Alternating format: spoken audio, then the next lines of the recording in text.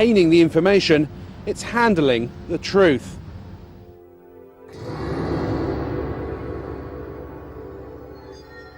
Are these alien craft above Groom Lake, or are they man-made? Have the US military developed the technology to build flying discs? There's a great deal of legitimacy to this UFO phenomenon, to the issue of alien intelligence. This is something that's not at all new to the US military. There's programs that they're working on today that are 50 years ahead of anything that you and I can even conceive of. The black project teams are operating without oversight from official committees, from Congress, if you will. I find that exceedingly distressing, frightening, the ultimate big brother scenario. Everything is being run by the ETs. They're so far beyond us in terms of technology that I don't think we would have a chance. I don't think we've yet scratched the surface on what's happening out there with regard to flying saucers. There are a variety of activities, some of which are classified throughout what is often called the Air Force's Nellis Range Complex. The range is used for the testing of technologies and systems and training for operations critical to the effectiveness of U.S. military forces and the security of the United States. There is an operating location near Groom Dry Lake. Some specific activities and operations conducted on the Nellis Range, both past and present, remain classified and cannot be discussed. Based on the evidence of former workers and the unexplainable lights in the sky, there is little doubt that Area 51, seen here in the distance, does house flying craft that are literally out of this world. If recovered alien spacecraft and bodies have been taken to this remote location since the 1950s, could a secret of this size be kept under wraps for so long? And if so, who's keeping it? We're dealing with a cosmic Watergate. That means that some few people within the governments of the United States, Canada, Britain, and undoubtedly other countries have known since July 1947, when at least 2 crashed flying saucers and several alien bodies were recovered in New Mexico, that indeed some UFOs are extraterrestrial spacecraft. Since Project Blue Book closed down in 1969, there was no official interest in this subject. That seemed, to say the least, a trifle strange when documents that have come out under the Freedom of Information Act in America show the contrary, show that organizations like the CIA and the NSA are actually very heavily involved in UFO research. There's a relatively small number of people within the intelligence, military intelligence and scientific and technical intelligence community who are aware of what's going on, and an even smaller group who are actually organizing top secret research into this phenomenon. Whenever we'd have a crash, the staff people would tell the public information officer, use story number 38 in the book, and he would release details according to a standard release procedure for that kind of a story. And they never told the truth because that was always classified information. The government is fighting tooth and nail. It will not reveal any kind of information about that base, and as a result, workers, people who helped win the Cold War, who dedicated their lives to these secret programs, who kept their mouths shut for all these years, are dying because of exposure to toxic materials that the government refuses to acknowledge exist out there, because they refuse to acknowledge the base itself. If it is already explained, there's nothing exciting, why can't people talk about it? Presenting Cosmic Journey. One of the most revealing glimpses of just what the Pentagon knew about the existence of crash saucers and alien contact came in 1989 with the development of a top secret project codenamed Cosmic Journey. Cosmic Journey is a new experience in live entertainment, a new concept and a new dimension. This is something that no one should miss, and I guarantee you that millions and millions of people throughout the world will remember this for the rest of their life. Its aim was to display to the public, by way of a travelling exhibition, the crashed craft and preserved alien bodies that the government had in its possession. The Pentagon enlisted the help of Bob Exler, a NASA mission specialist in robotics, who was also a respected UFO researcher. At a series of meetings in Washington in 1989, military officials set out their plans to Exler. They were devising a variety of kiosks to show the history of the UFO sightings, UFOs associated with the space program, and of course aliens associated commonly with the abduction phenomena. I was shown a photographic rendition that involved an actual, what appeared to be some form of an alien creature, typical to the gray aliens that have been referred to popularly in the publications and in the press. The creature was encased in sort of a glass coffin-like structure that was being preserved. There was a lot of apparatus, tanks and so forth, probably some form of a cryogenic tank to preserve the body from decay. As part of his indoctrination program, Exler was flown out to an offshore NORAD tracking facility. Travelling in unmarked black helicopters, they headed out 20 miles off the coast of Florida, landing on what looked like an oil rig. As we got into this facility, we descended to an area that I would describe as sort of a mezzanine area looking out over a control room. This was obviously a NORAD tracking facility. There was a huge screen. It represented an area of the southeast quadrant of the United States. Then there were a series of lights that were floating along sort of like the top of this grid area. There were 5 of them in all. Were labeled, by the way, on the screen as ASCs, and I heard someone make reference to alternative spacecraft. The craft went down into this grid, into this vortex area, and then dispersed. And no one seemed to be concerned at all.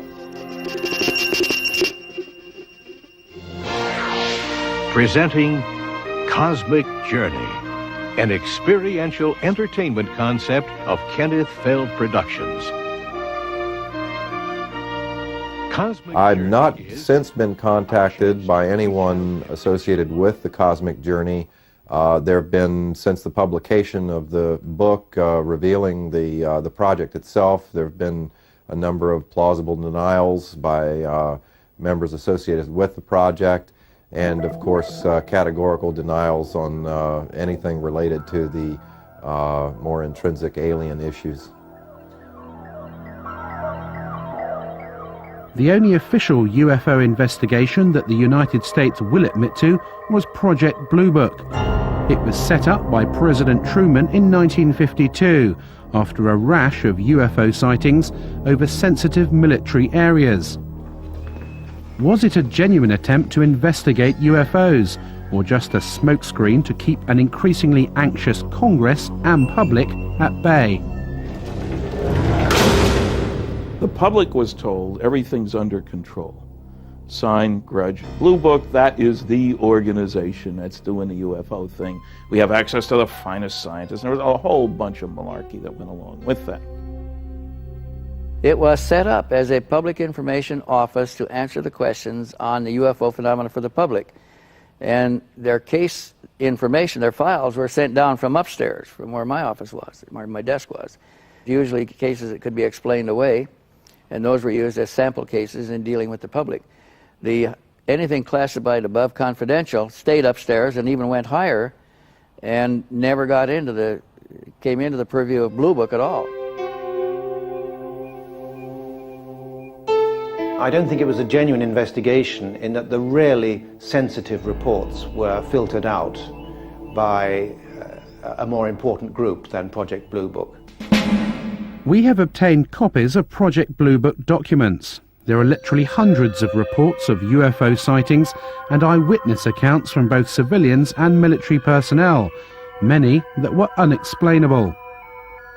Project Blue Book is still some 40 years later the most important body of evidence admitted by the US authorities that we have made contact with extraterrestrials. The investigation was closed down suddenly in 1969. No reason was given. Blue Book was the cover organization. That's the one you heard about. That's the only one ever mentioned. And as recently as last year, an Air Force letter to a senator said Blue Book was it, and when we closed it, we got out of the business. In reality, all these other groups concerned with monitoring the skies were continuing to look at militarily important cases. A light in the sky means nothing. But if one goes buzzing down the runway at a strategic air command base where nuclear weapons are stored, which has happened, and we've got some records on that, that's of concern. We can say that the recent sightings are in no way connected with any secret development by any agency of the United States.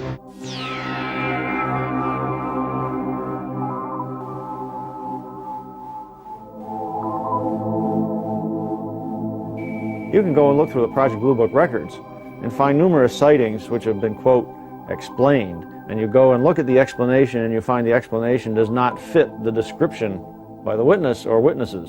That's evidence that the Air Force was trying to get rid of the problem by explaining it away at all costs.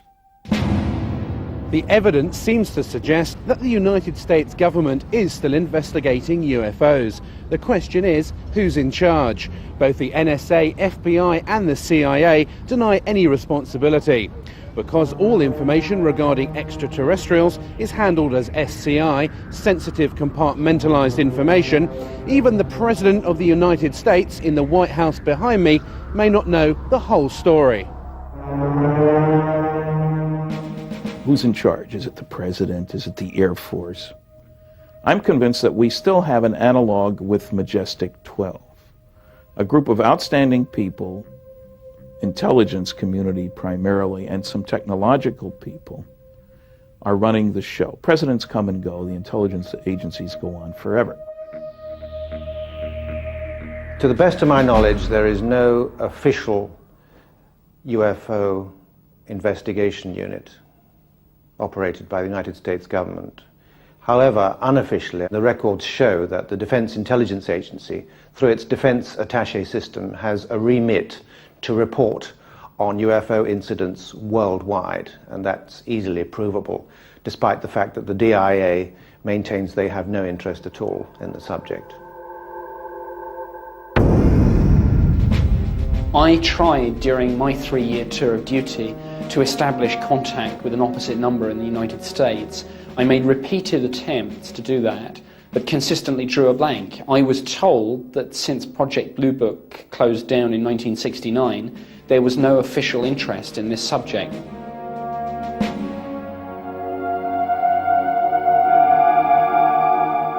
I didn't work for the U.S. government. I worked for a satellite government of this country. As far as the Senate concerned, I think there was only one left, and that was Bob Dole. And as far as the presidents are concerned, the only presidents that I feel that I met at the facilities back in the 50s and 60s were Nixon and Bush. We contacted former President George Bush to ask him what he knew about the existence of recovered alien craft and the developments out at Area 51. We received a fax response. Unfortunately, we are not able to provide answers to the questions that you send. President Bush's policy of long standing is not to comment on or engage in speculation about alleged classified programs of any kind.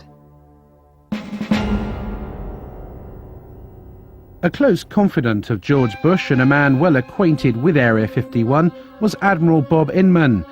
His credentials are impeccable. He was director of both Naval Intelligence and the National Security Agency, as well as deputy director of the Defense Intelligence Agency and the CIA. In a telephone conversation with Bob Exler in 1989, he referred to recovered vehicles becoming available for research. Do you anticipate that any of the recovered vehicles would ever become available for technological research outside of the military circles? Again, I honestly don't know. 10 years ago, the answer would have been no. Yeah. Whether as time has evolved, they're beginning to become more open on it, is a possibility. He knew from an official standpoint that these vehicles, these objects existed, that they were in U.S. military custody, and that there were scientific projects associated with those.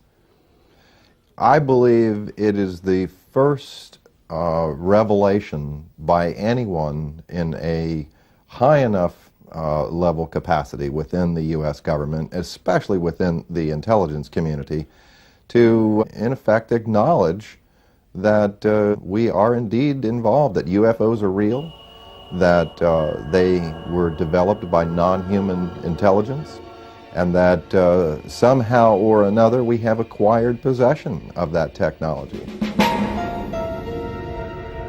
Inman does not say much. There is no reference, there's no mention of UFOs, spacecraft, anything like that.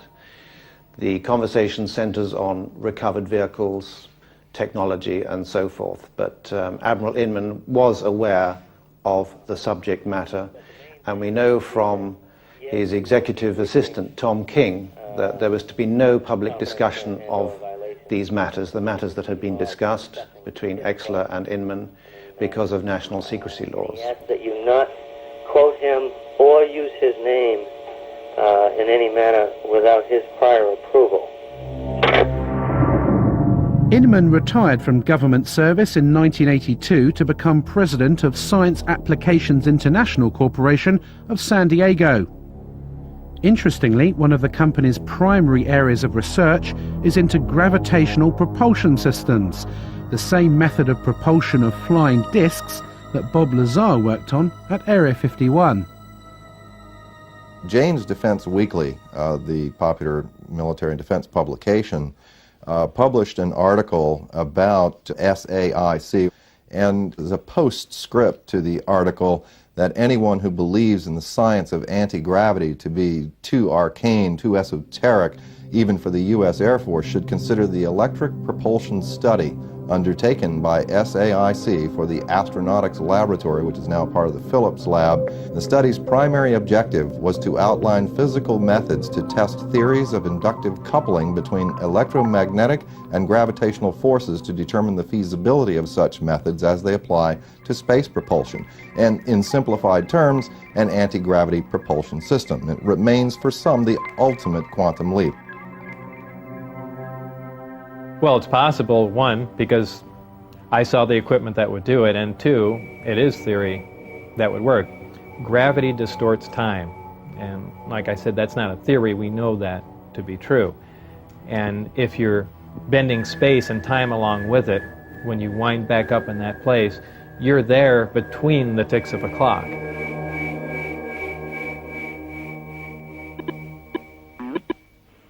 We called Admiral Inman to find out what he knows about Area 51 and why his company is developing this gravity propulsion system. Let me get right to the point that you're after. Yep. I had occasion in several different jobs to ask the question, was there any credible evidence? When I was the vice director at the Defense Intelligence Agency, the National Security Agency, the Central Intelligence Agency, I inquired at each of the three places at different times, do you have any credible evidence that would support the existence of UFO or, aliens? Yep. And the answer was always no. Janes wrote an article in which it mentioned Science Applications International, and it referred to some of the development it was working on as the ultimate quantum leap, exotic, shall we say, gravity propulsion systems. What exactly are those, and what are they used for flying craft? I'm pausing because I want to make sure I don't overstate the case. Right. We're on a little sensitive ground here. There have been, over the years, I thought some of the early allegations of activity out in Nevada 15 years ago could well have been reflection of the prototype testing of some of the stealth vehicles. Some are clearly scientific phenomena. Some of it, again, will be something as simple as weather balloons that break loose, that get lost and go drifting. But there probably is some of it that is directly related to testing of late 20th century, early 21st century military technology related partly to reconnaissance in some cases and others to, attack aircraft.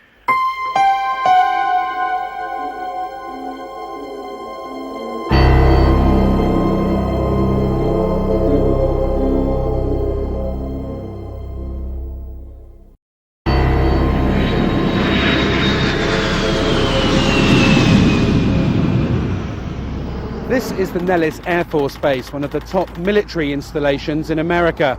It's split into four main areas: the Tonopah and Nevada test sites, where America's top secret nuclear tests take place, as well as the Nellis bombing range, where the latest jets and bombers are put through their paces. It's also home to Area 51, so if there are flying saucers being tested over the desert, then the personnel at Nellis definitely know about it. We were contacted by a former radar operator at Nellis, who confirmed that she had witnessed a classified flying disc test out in the test range. She left the Air Force in 1985 and is too frightened to reveal her true identity. The flying disc test took place at night in the desert a few miles from the base. I was at that moment standing on the deck of the radar van. It was nighttime, and I was looking up in the sky because there were saucers up there. There were 10 to 15 saucers, and they were glowing orange on the bottom. The one that was closest to me, I could see in pretty good detail. I was standing with a group of people of whom I did not know any of them, and they did not appear to know each other. So it seemed like we were all very isolated. No one was talking to anyone. It was very frightening, because what I was seeing was definitely something that was very highly classified, and there was a couple of people talking inside the radar van who I assumed were officers, but no one was wearing any rank insignia and no one was wearing any name tags.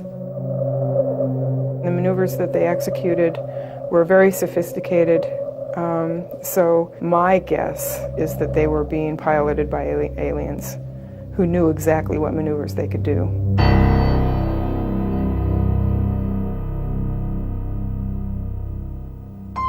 As part of the test, she was taken to what she believes was Area 51. We were taken to a medical facility that was very sophisticated. Someone came and took me into an examining room, and they had me lay down on a stainless steel table. And someone came in through the door, walked around the table up beside the right side of my head, saying in a real deadpan, monotone voice, "Stay calm, stay calm, stay calm." When he got up by the side of my head, he had a hypodermic needle hidden in his hand. He brought it up, and it went straight into the right side of my neck. And whatever chemical it was went straight to the brain. It has taken her over 10 years to come forward with this information. It has been very difficult to talk about this. It's almost like every time I relate the story, it gets a little easier, but when I first started talking about it, it was like my mouth didn't even want to form the words, and the sound didn't even want to come out of my throat. So I can only guess from that there was a very strong suggestion given to me not to talk about this, not to remember it, and if I did remember it, not to ever talk about it to anyone.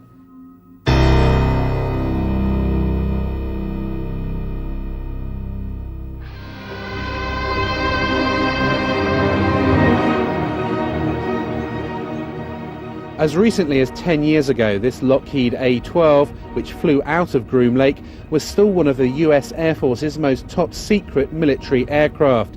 If you'd seen it in the skies at night, you may be forgiven for thinking you'd just seen a UFO.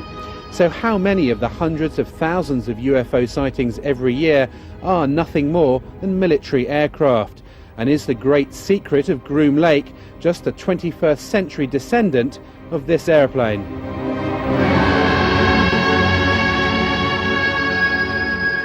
The original test pilot was Lou Schock. The first time he saw it, I mean, he rubbed his eyes, he turned around, walked back out of the production hangar at Lockheed and walked back in because he did not believe his eyes. You know, initially they were going to call it El Salvador instead of Cygnus. For the simple reason, in Spanish, that means the Savior or Jesus Christ. Like everybody who saw the airplane could not believe what they were seeing. It was a Buck Rogers airplane. This airplane was built, designed almost 40 years ago.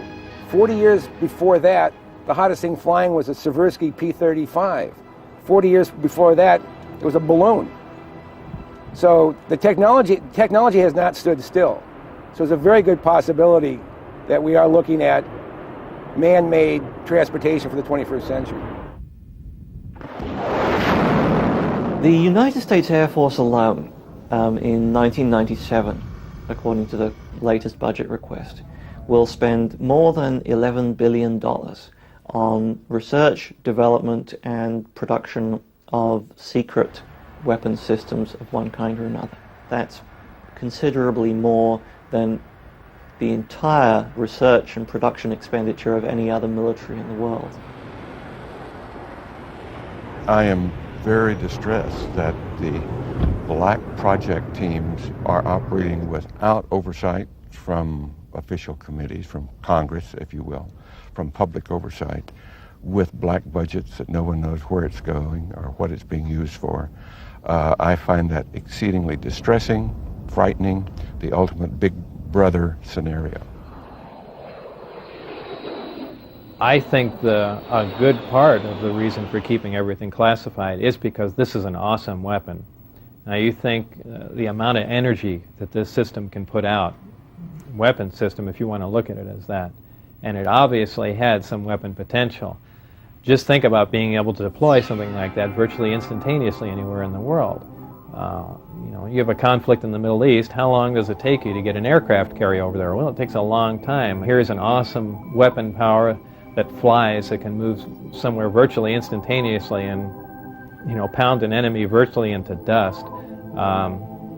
Yeah, that's something to keep awfully secret at any price, because that's something you can almost conquer the entire planet with. I'm convinced that human beings are building disc-shaped craft. In fact, it was reported that by 1960, the U.S. military had already developed a disc that could operate silently. Man-made flying saucers are indeed real. This is the Avro car, which was launched in total secrecy in 1955, less than 10 years after alien saucers were allegedly recovered from Roswell, New Mexico. A CIA memorandum in 1955 stated that the Avro car was based on research developed by German scientists in World War II. We have obtained the only film ever taken of the first top-secret test flights in Canada in 1960. Why was the military test-flying saucer-shaped flying craft in the 1950s, when Project Blue Book denied they existed? Was it a cover to hide the real alien saucers being tested out at Area 51? Like Project Blue Book, the Avro car was scrapped suddenly in the late 60s after millions of dollars were spent. No reason was given. More recently, the Lockheed Skunk Works in Palmdale, California, unveiled Project Dark Star, an unmanned aerial reconnaissance vehicle. Seen in hangars or in the skies, it is a UFO. I think it's time that you get a look at the newest star in the world of airborne reconnaissance. Ladies and gentlemen, I present Dark Star.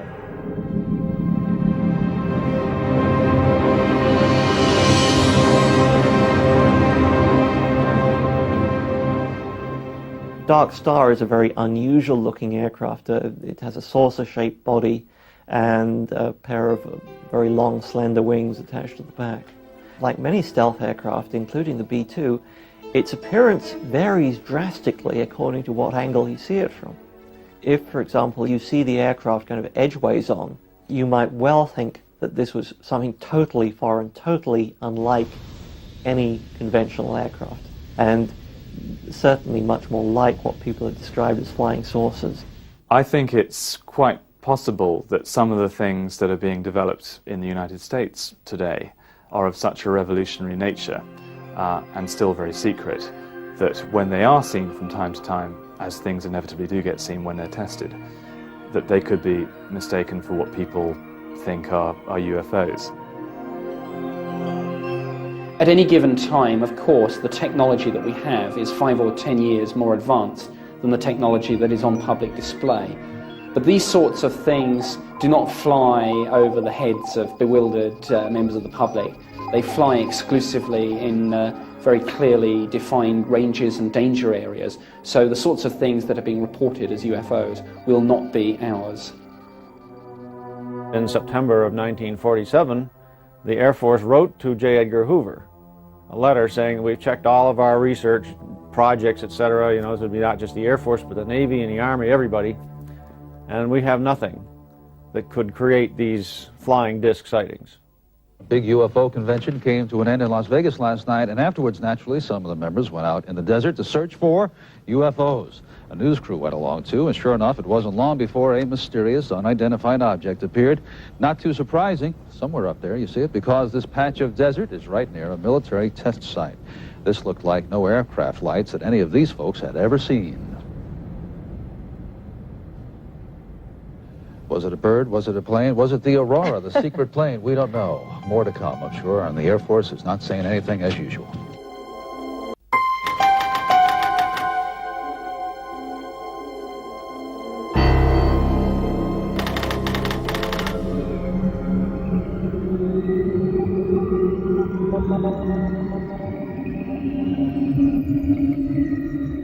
If UFOs are man-made craft, how do you explain the tens of thousands of cases of reported alien abductions every year? In 1975, 7 loggers were heading home after a day in the forest to Show Low, Arizona, and came across a bright light in the trees in the distance. Driving closer, they could clearly make out the shape of a flying saucer, which was lighting up the forest around them. Mike Rogers and Travis Walton were in the truck. Stop, Mike! Stop the truck! It had lighted spots on it and was basically metallic, had a metallic framework. My first feeling was that it looked rather beautiful. But at that time it wasn't making any noise and it wasn't moving, it was just quietly perched there in the air. Travis! Travis! What are you doing? Oh my God! When it started to move, the sound got real powerful, and I jumped for cover, and I got down behind this log, and the guys were yelling, "Get away from there!" and they were swearing and everything, and I was getting, you know, pretty scared myself, and I made up my mind to make a run for it. And when I raised up, wham! Something hit me. A beam of energy, a bolt of lightning, but it wasn't like lightning. It was like straight-sided, like a deliberate beam of energy, but it was so powerful it created like an explosion that lifted him off his feet and blew him backwards. And here's Travis flying back through the air. He landed some distance from where he'd been standing, landed flat on his back, and as he's going through the air, his arms outstretched, he looked lifeless at the time, like the concussion of it had already killed him or knocked him out or something.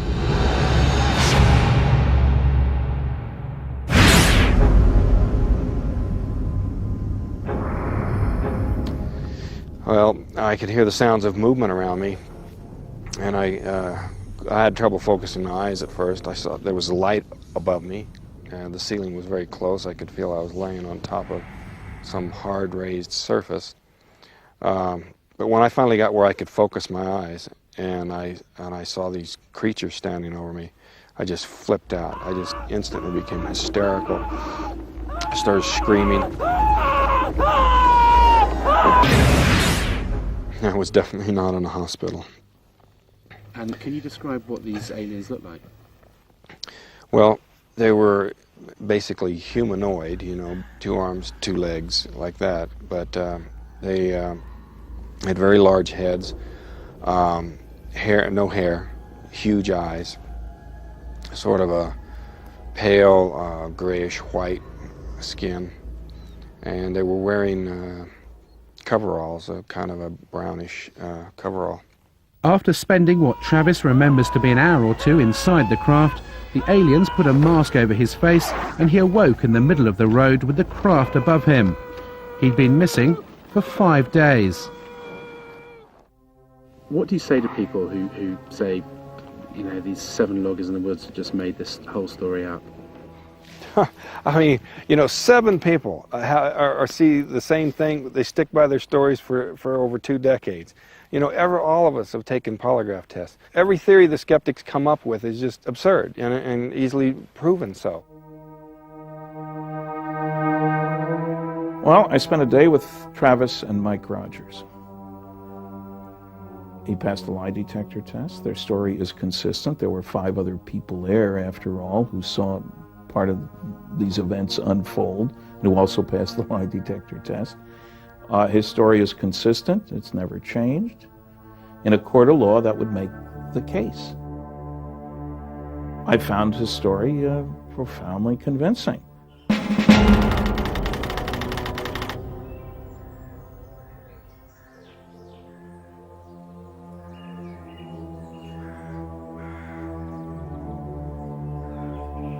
This is the Saratov Air Base, 200 miles outside Moscow. Behind these barbed wire fences is the Russian equivalent to Area 51. If you thought only the US government had flying disc technology, then you'd be wrong. The Russians have been working on a secret project codenamed Taryelka since the Second World War. Security here is unprecedented, and this perimeter fence is as close as we've been able to get to the base.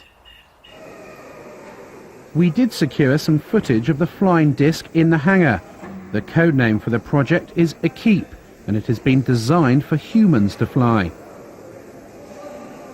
We asked the scientist in charge of the project what propulsion system the craft uses, but he would not divulge what he called classified information. What is clear is that Taryelka is aimed at the commercial market, not the military. The Russian engineers here at Saratov see this as an alternative to aeroplane transport in the 21st century. Where the production and design expertise came to build the Taryelka, no one is saying. But surely it's more than just a coincidence that the base here at Saratov is so similar to Area 51, both in location and security. And as in the US, the Taryelka project was started in the 1940s, just after the alleged saucer crash in Roswell, New Mexico. I'm pretty sure that the Russians have those craft. We were told directly by a leading Russian scientist who had hands-on worked on these things, that both the United States and the USSR had acquired information from captured Nazi scientists and had built craft like these. They knew that we had them. We knew that they had them. The story I got from the Russians before is that these same scientists who felt that there was an alien connection, Stalin himself, I was told, believed in this alien connection, that these things came from somewhere else. Now, I think because of the political changes and the political uncertainties in that country, even these scientists are backing off from that position. Well, we're not quite sure if these are alien anymore. They're not certain that the Kremlin needs any kind of a UFO expose right now. The Taryelka will be on display at trade shows around the world in a few years' time, sold off to the highest bidder. The fact that mankind may be transported in flying discs in the early part of the 21st century is a startling transition from science fiction into science fact.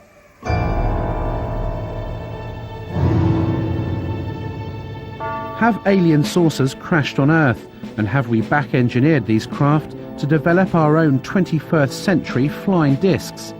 The answer, however improbable, is yes. Area 51 does exist, and we have eyewitness accounts from at least 2 former workers at the base who confirm the existence of alien spacecraft.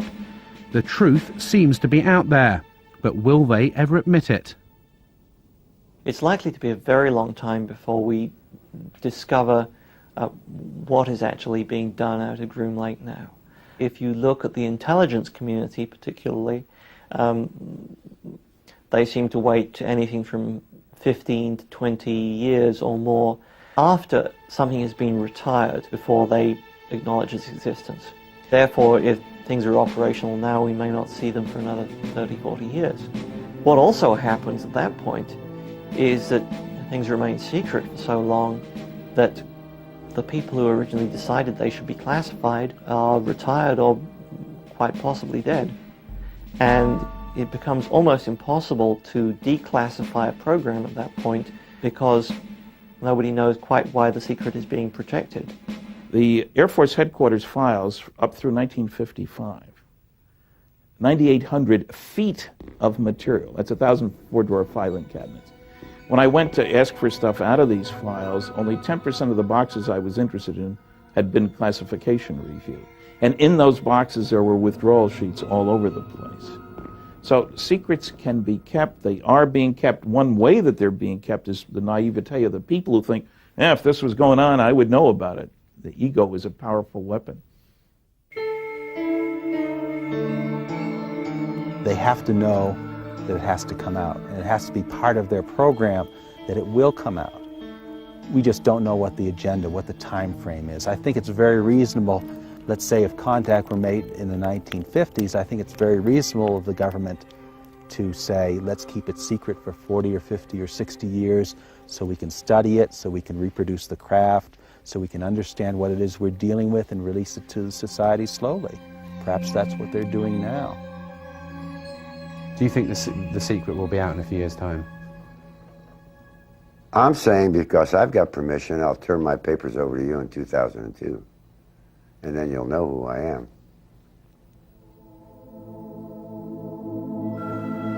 It's my impression that eventually there will be a weight of evidence so massive that society will admit that they are here, and at which point the government will have to admit that they've known a lot more than they've said all along. And this isn't just the U.S. government, this is virtually every government in the world. In 1979, the SETI program was set up to search the far reaches of space for intelligent life. It would seem that we now have an answer. The real reason for the cover-up is likely to be far more sinister than mere secret technology. We have to consider that the aliens themselves may be controlling the cover-up, especially if they don't really want us to know what they're doing here. Even if there is some communication between the government and them, everything is being run by the ETs. They're so far beyond us in terms of technology that I don't think we would have a chance.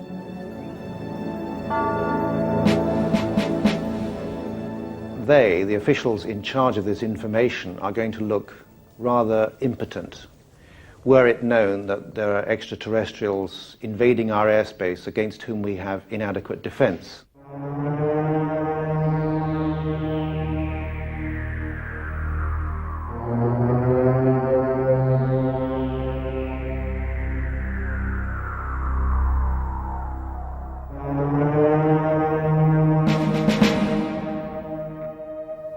We have investigated Dreamland for over a year. Whilst we didn't see any flying discs or alien bodies, we did see lights in the sky which could not have been aeroplanes, military or otherwise. We have proved beyond a shadow of a doubt that Area 51 and a large underground base out at Groom Lake does exist. We've seen the workers fly in and out of the facility and talked to alleged former workers at Area 51 about their back engineering of recovered alien spacecraft. We've seen actual footage of man-made flying discs, both American and Russian. And there are warehouses across America housing files like these, full of UFO reports and alien abductions. Is this body of evidence just a figment of someone's imagination? I think not. As we move closer to millennium, mankind will have to face up to the startling reality that we may not be alone, and that a select group of US government officials have known about this for some time. I occasionally think how quickly our differences worldwide would vanish if we were facing an alien threat from outside this world. And yet, I ask you, is not an alien force already among us?